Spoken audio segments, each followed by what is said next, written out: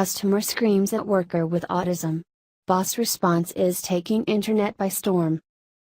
PJ Gilopsos is the owner of Little Italy restaurant in Anchorage, Alaska. If you've worked in the service industry, you know that every customer isn't always satisfied.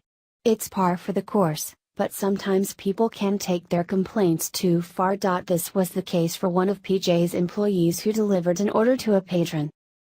There was a problem with the order. The employee grabbed the wrong delivery order from the car and quickly got the right one once he realized his mistake, but rather than be understanding, the customer began insulting the delivery driver, who has autism.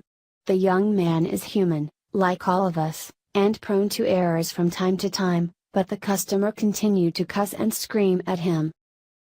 So, the driver is a little awkward socially, PJ said after the incident. Gee whiz, that doesn't give you a right to call him a foul name and make his day miserable.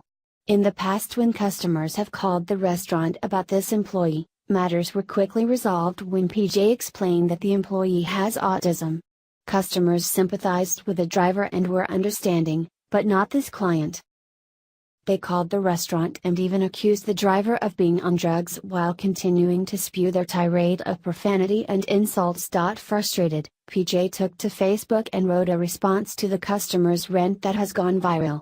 The golden rule for service work is, the customer is always right. Not this time. After summarizing the situation, PJ did the most beautiful thing to support her employee.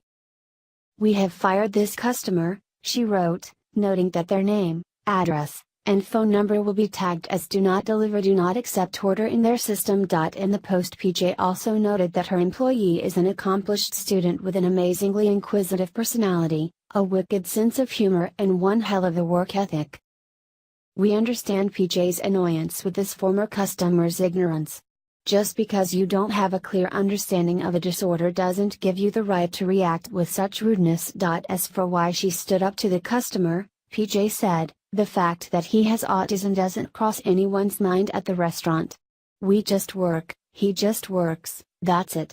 Maybe it's the mom in me, but I had to write that response." As PJ finished her post, she queried, "And won't that customer be surprised later in life to learn that his idiot strung out delivery driver long ago turned out to be the physicist, microbiologist or chemical engineer who could quite possibly make a discovery that will save his sorry someday?" Very true.